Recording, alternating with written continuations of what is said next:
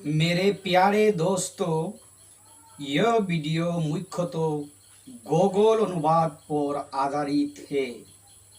अगर आप लोगों को मेरे वीडियो पसंद आए तो मेरे चैनल को सब्सक्राइब कीजिए ताकि मेरे हर एक वीडियो आप लोगों को सबसे पहले मिल सके।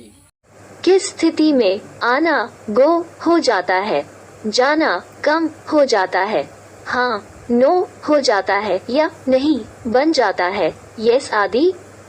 मेरे प्यारे दोस्त, चूंकि उत्तर गूगल ट्रांसलेट से लिया गया है, उत्तर में कुछ विसंगतियां हो सकती हैं, लेकिन मुझे लगता है इसे समझना मुश्किल नहीं होगा। मान लीजिए मैंने तय किया कि मैं नजदीकी मेले में नहीं जाऊंगा, लेकिन मैंने अपने एक मित्र को उसके पिता के साथ मेले के रास्ते में मेरे पास आते देखा है। ऐसी स्थिति में मैं अपने मित्र से निम्नलिखित दो प्रश्नों में से कोई एक प्रश्न पूछ सकता हूँ। एक, क्या आप अपने पिता के साथ मेले में आ रहे हैं? या दो, क्या आप अपने पिता के साथ मेले में जा रहे हैं? यहाँ हालांकि दो विपरीत क्रिया रूपों आ रहे और जा रहे के प्रयोग देखा जाता है, दोनों वाक्यों का एक ही अर्थ है। उपरोक्त एक या दो वाक्य का अंग्रेजी अनुवाद है, are you going to the fair with your father? यहाँ पहले हिंदी वाक्य में हालांकि क्रिया रूप आ रहे का प्रयोग किया गया है, अंग्रेजी अनुवाद में क्रिया रूप गोइंग का उपयोग किया गया है। क्योंकि इस स्थिति में क्रिया रूप कमिंग का प्रयोग गलत है। फिर से मान लीजिए मैं मैदान में जाने के लिए तैयार हूँ। ऐसे में मैं अपने छोटे भाई से निम्नलिखित दो प्रश्नों में से कोई एक प्रश्न पूछ सकता हूँ। 3, क्या तुम मेरे साथ मैदान में जाओगे? या 4, क्या तुम मेरे साथ मैदान में आओगे? यहाँ हालांकि दो विपरीत क्रिया रूपों जाओगे और आओगे की प्रयोग देखा जाता है, दोनों वाक्यों का एक ही अर्थ है।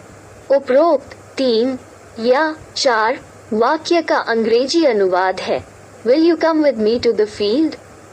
यहाँ तीसरे हिंदी वाक्य में हालांकि क्रिया रूप जाओगे का प्रयोग किया गया है, अंग्रेजी अनुवाद क्रिया रूप विल कम का उपयोग किया गया है।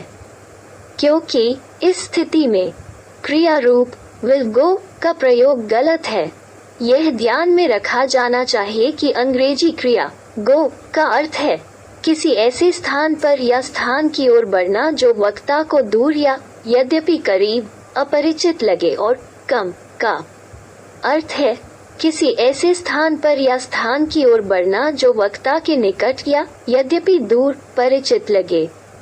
मान लीजिए मुझे नहीं पता कि मेरा छोटा भाई एक निश्चित स्थान पर नहीं जाना चाहता। उस स्थिति में यदि मैं उससे पूछूं, तुम नहीं जाओगे, तो वो मुझे निम्नलिखित दो में से कोई भी उत्तर दे सकता है। 5, हाँ मैं नहीं जाऊंगा, या 6, नहीं मैं नहीं जाऊंगा।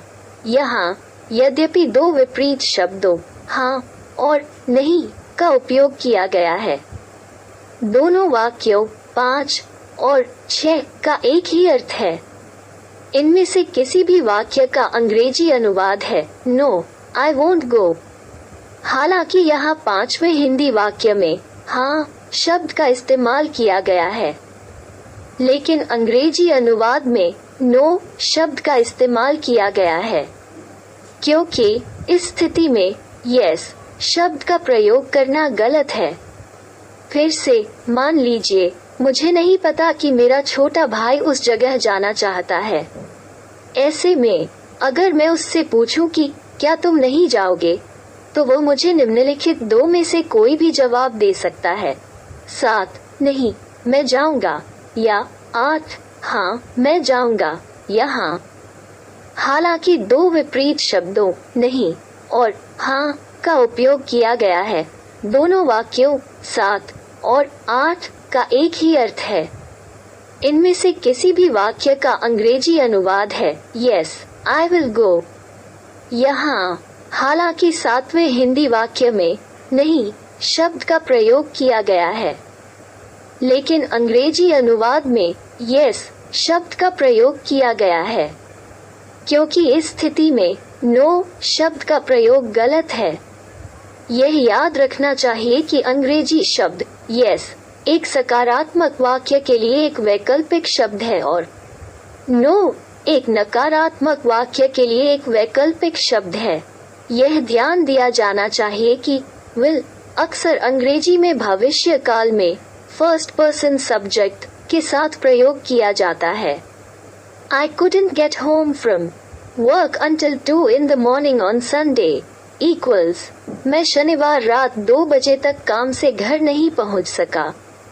उपरोक्त अंग्रेजी वाक्य का हिंदी में अनुवाद करने के लिए अंग्रेजी शब्द मॉर्निंग के बजाय ही नदी शब्द सुबह का उपयोग नहीं किया जा सकता है और अंग्रेजी शब्द संडे के बजाय हिंदी शब्द रविवार का उपयोग नहीं किया जा सकता है, क्योंकि अंग्रेजी शब्द मॉर्निंग का अर्थ है आधी रात और दोपहर के बीच की अवधि, लेकिन हिंदी शब्द सुबह का अर्थ है सूर्योदय और दोपहर के बीच की अवधि। अगले वीडियो में मैं पुट में के उच्चारण और बट में के उच्चारण के बीच अंतर के कारणों पर चर्चा करूंगा और आपको किससे शादी करनी चाहिए